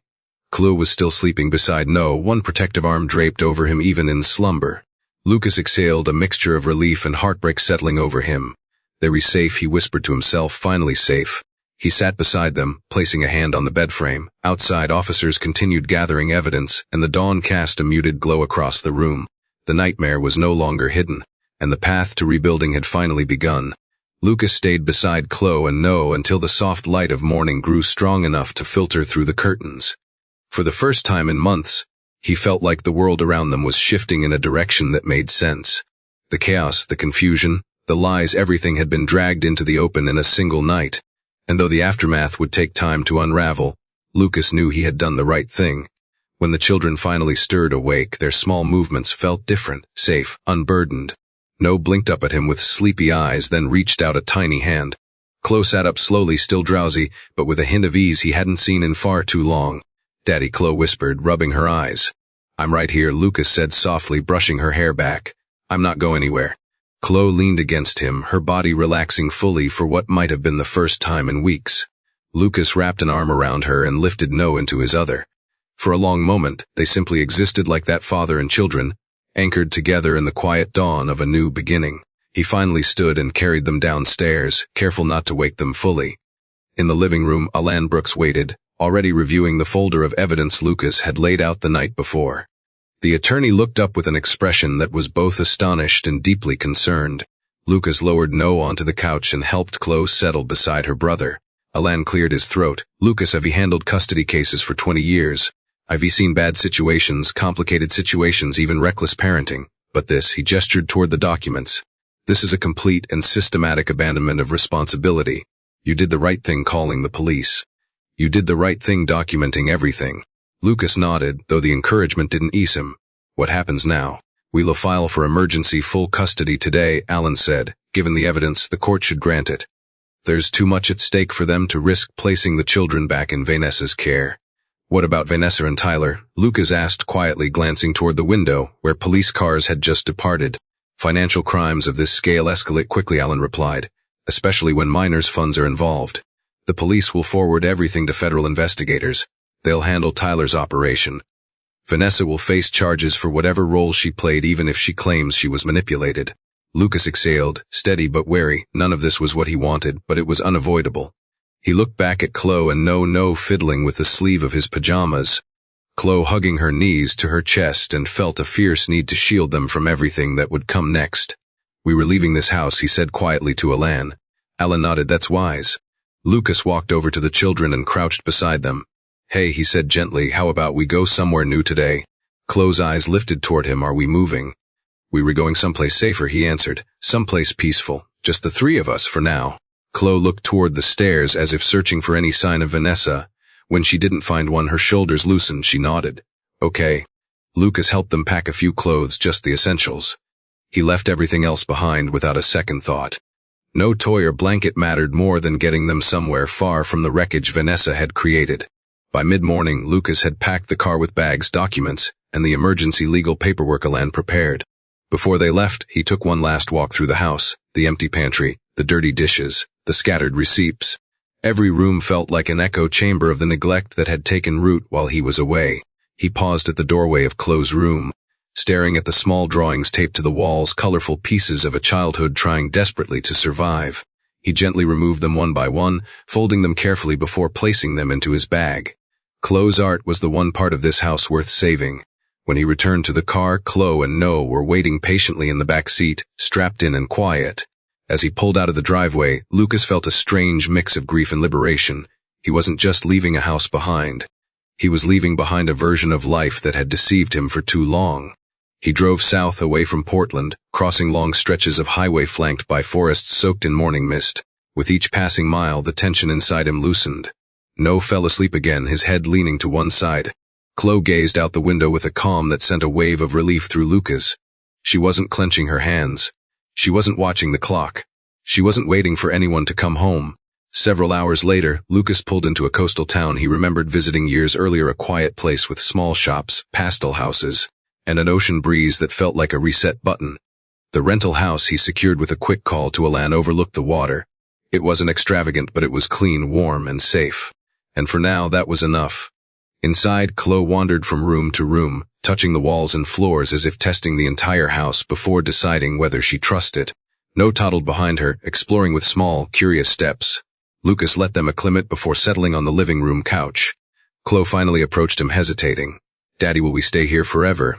He shook his head gently. "Maybe not forever," he said, "but long enough for us to feel okay again." She sat beside him, leaning her head against his arm. "I'm glad you came home." Lucas kissed the top of her head. "I'm glad I did too." Noah climbed into his lap, clutching a stuffed bear he'd insisted on bringing. Lucas wrapped an arm around each child, holding them close as the ocean waves crashed softly in the distance. For the first time since stepping off the plane, Lucas felt hope. Not the Navy hope he once clung to, the hope that everything would sort itself out if he trusted hard enough, but real hope. Earned hope, hope built from action, truth, and the promise of rebuilding the world his children should have always had. The process ahead would be long court hearings, statements, investigations, emotional healing. But none of it intimidated him. His focus was clear. His priorities grounded, his purpose sharpened. He wasn't just a father coming home. He was a father taking his children forward.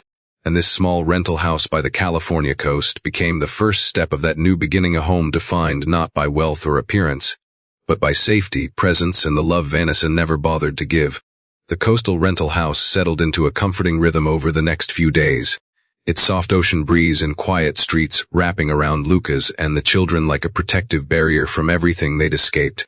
Each morning, sunlight spilled through the windows in gentle streaks, illuminating the hardwood floors and washing away remnants of the dread they'd lived with for too long. Chloe woke up without fear of checking the time. Noah woke up babbling instead of crying. For Lucas, every small change felt monumental. He kept their routine simple, healthy breakfasts, long walks by the beach, naps for Noah, and moments of connection that had slipped away during his months overseas. But beneath the calm surface, Lucas knew the storm on the outside world was gathering force. On the third morning, while Chloe drew pictures of pelicans and beachfront houses at the kitchen table, Lucas received the first update from Alan. The phone call lasted only a few minutes but left Lucas with a mix of relief and gravity. The investigation into Tyler's fraudulent operation had escalated rapidly.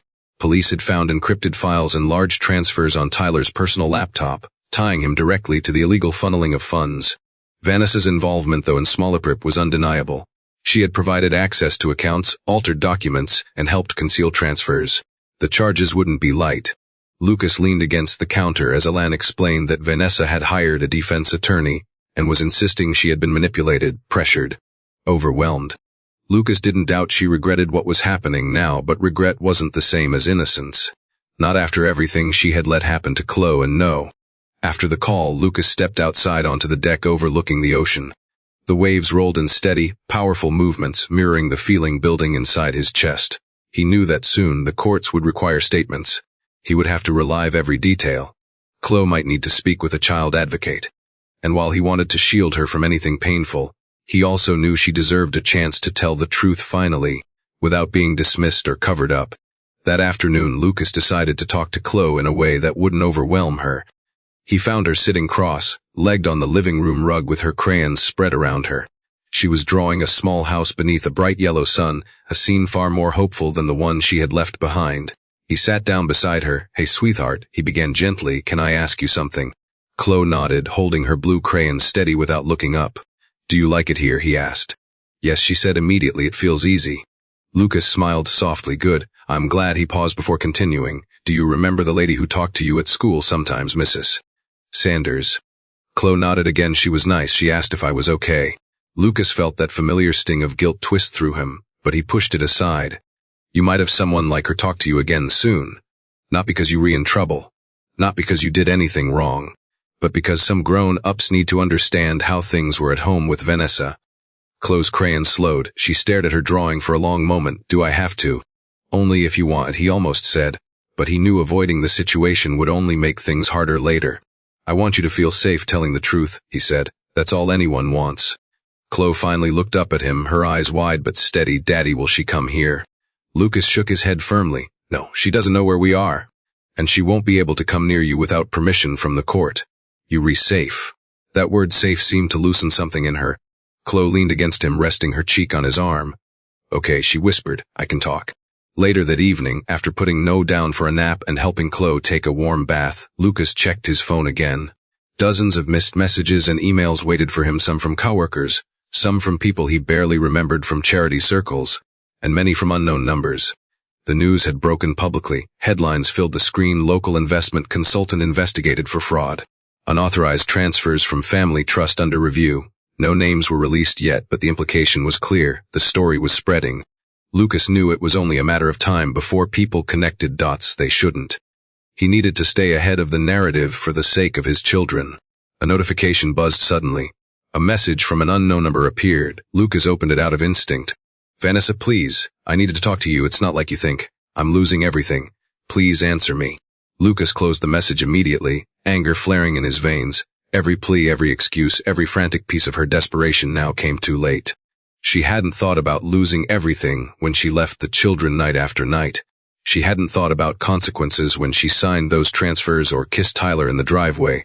Lucas blocked the number. That night, once No was asleep and Chloe was curled on the sofa reading a book, Lucas began writing down every detail he could remember for his attorney dates, conversations, red flags he had dismissed, and moments Chloe had hinted at distress. It was painful work, but necessary. Each memory was another thread in the tapestry of truth he was weaving to protect his children's future. He wrote until his hand ached and his eyes felt heavy. Across the room, Chloe eventually drifted asleep, her book slipping from her fingers. Lucas carried her to bed, tucking her under the soft quilt and brushing a kiss to her forehead. She stirred but didn't wake. No slept soundly in the crib beside her. Standing in their room, Lucas felt the strength of what he had regained, not a peaceful life, not yet, but a foundation, a direction. A purpose sharpened by everything he had discovered. He stepped outside onto the deck again, letting the cool night air touch his face as the waves continued crashing beyond the cliffs. For the first time in what felt like years, Lucas allowed himself to imagine the future, not just surviving it, but shaping it. A future where Chloe didn't have to be afraid to speak. A future where No never went without care. A future where the home they created wasn't built on lies, but on intention, presence, and love. He took a long breath, feeling the weight of the past slowly slipping away, replaced by something steadier, stronger. Tomorrow would bring court filings, interviews, paperwork, and emotional unraveling. But tonight, in this small house by the ocean, his family was finally where they needed to be. Safe together, healing. And Lucas vowed silently that no one, not Vanessa, not Tyler, not the remnants of their chaos, would ever threaten that again. In the days that followed, the coastal rental house became more than a temporary refuge. It became the place where Lucas and the children relearned what normal life felt like. Not the curated version Vanessa used to stage for social media, not the fractured illusion Chloe had been trying to hold together, but a steady, breathable normality built from warmth, consistency, and small moments that had meaning again. Each morning, Lucas prepared breakfast, real breakfast, not scraps or hastily poured cereal. No giggled whenever blueberries rolled across his plate, and Chloe delighted in helping slice fruit, asking if she could set the table like a restaurant. Lucas let her, even if it meant mismatched plates and crooked napkins. Stability didn't need perfection, it just needed intention. Although the house was quiet, the world outside was anything but. News outlets had finally released names: Tyler Rhodes, central perpetrator of the fraud scheme, and Vanessa Grant, accessory to financial misconduct involving minors' funds. Lucas's phone vibrated daily with calls from investigators, attorneys, and reporters seeking statements. He ignored the reporters, responded promptly to the investigators, and trusted Alan to handle the legal labyrinth forming around Vanessa's charges. The custody petition had been submitted, and the judge granted Lucas temporary full custody pending further evaluation, an outcome Alan assured him would likely become permanent. The first time Lucas read the judge's ruling, he had to reread the lines twice. Relief didn't thunder through him, it unfolded slowly, like a weight sliding off his shoulders after being carried far too long. Chloe adapted faster than Lucas expected. Freed from the strain of carrying burdens meant for adults, she began doing things children naturally did, taking long naps, humming quietly while drawing, asking questions about the ocean and whales and the fog that drifted in every morning. One afternoon, while she painted with watercolors at the dining table, she looked up and asked, "Daddy, do we have to go back to that house?" Lucas paused in the middle of cutting fruit for no, he answered softly, "We're rebuilding a new home now." She nodded thoughtfully, dipping her brush into blue paint. "Can it be near the ocean?" she asked. "It feels easy to breathe here." His heart tightened, but with tenderness, not pain. "If that's what you want," he said, "then yes. We'll stay near the ocean."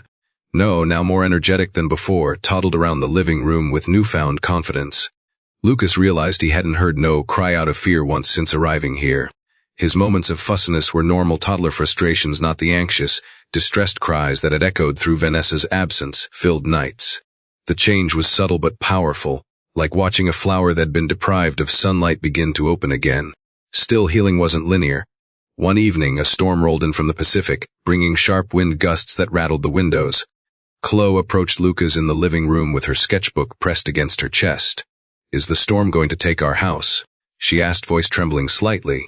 Lucas pulled her into his lap, wrapping an arm around her. "No, sweetheart, this house is strong. Storms come and go out here all the time."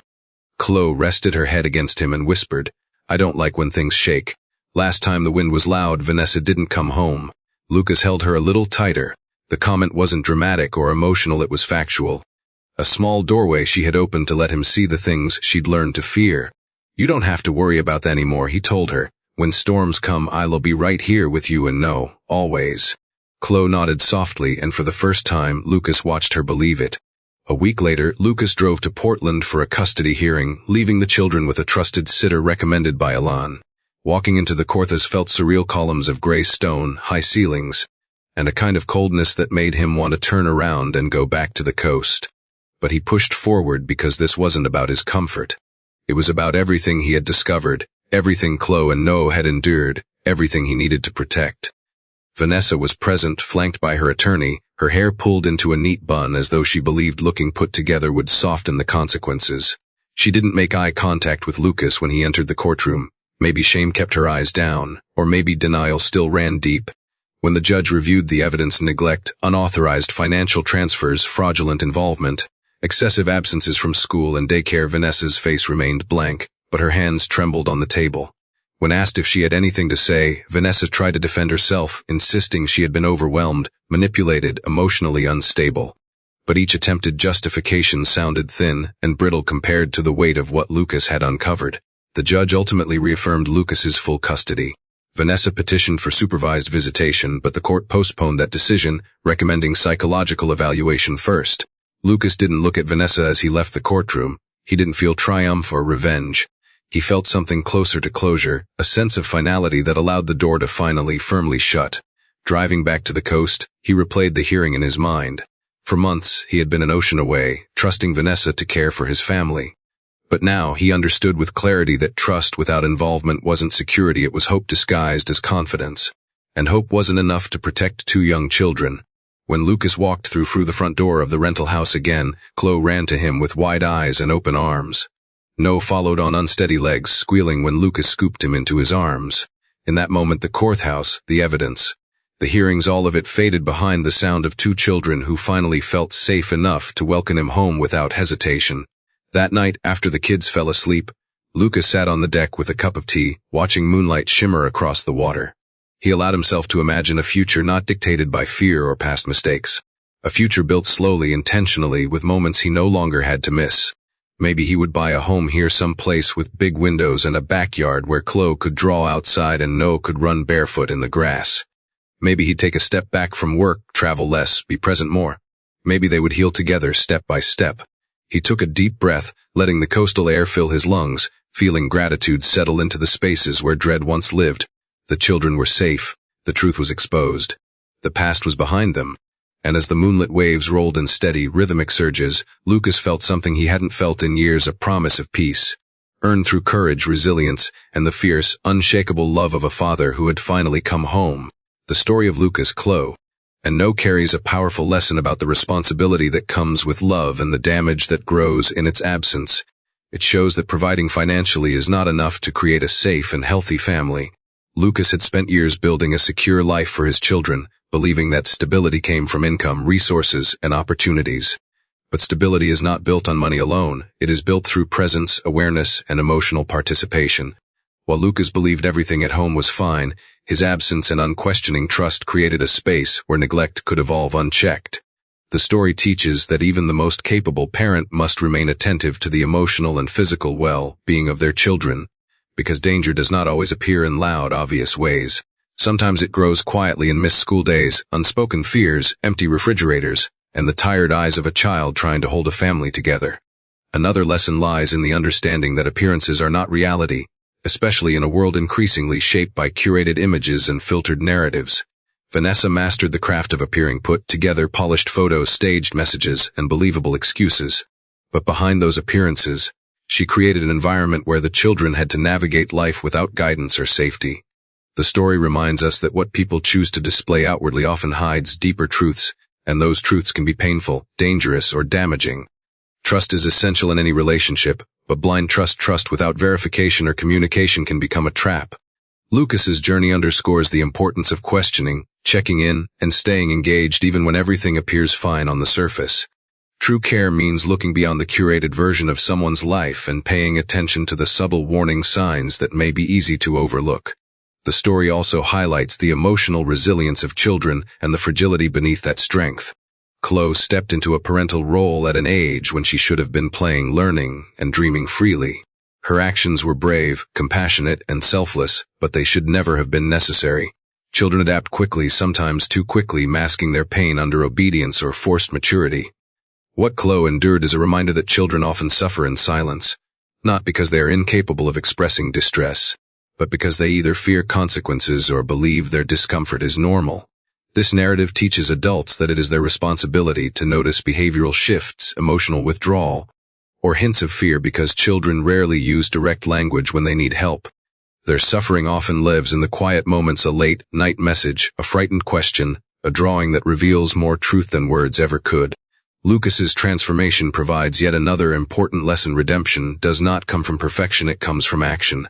When he finally saw the reality of his children's situation, he didn't allow guilt or shock to paralyze him. Instead, he acted with urgency, clarity, and conviction. He documented everything, protected his children, confronted the adult responsible, and pursued legal steps to ensure long-term safety. His response teaches that facing painful truths head-on is the only way to heal what has been broken. It shows that acknowledging one's absence or mistakes is not a sign of weakness, it is the beginning of accountability. True strength comes from choosing to fight for what matters when the truth demands it. The consequences faced by Vanessa and Tyler illustrate one of the narrative's clearest moral lessons. Choices built on deception eventually unravel. Their pursuit of personal pleasure and financial gain came at the cost of two children's well-being. They believed they could manipulate, stage, and hide reality behind charm and secrecy, but unethical actions inevitably surface. The law may not catch every wrongdoer immediately, but patterns of exploitation and neglect eventually collapse under their own weight. Their downfall serves as a reminder that relationships built on dishonesty cannot survive, and that harming the vulnerable, especially children, is a violation that carries consequences beyond legal punishment. It damages trust, identity, stability, and emotional safety. Finally, the story teaches that healing, while difficult, is possible when love is consistent and safe. Lucas's relocation with the children to the coastal town symbolizes a new beginning, not one free of challenges, but one grounded in protection and presence. Healing does not erase the past, but it allows for a future where wounds can become lessons instead of lasting scars. Through small acts of care, breakfast together, gentle conversations, reassurance during storms, Lucas rebuilds the foundation Vanessa fractured. This teaches us that healing does not require grand gestures. It requires showing up day after day with intention and a willingness to create stability where chaos once lived. In essence, the story delivers a profound reminder: families thrive not on the illusion of happiness, but on the daily practice of responsibility, truth, compassion, and presence. When adults fail to uphold these values, children bear the heaviest burden. But when even one adult chooses to step up, fight for the truth, and rebuild a safe world, healing becomes possible. Lucas's journey shows that protecting loved ones is not a passive promise but an active commitment, and that a single moment of awakening, if met with courage, can change the entire trajectory of a family's life. Cảm ơn bạn đã lắng nghe. Nếu thấy câu chuyện hay, đừng quên ấn like, đăng ký kênh và bật chuông thông báo để không bỏ lỡ câu chuyện mới nhất nhé. Một lần nữa, xin cảm ơn và hẹn gặp lại các bạn ở những câu chuyện kế tiếp.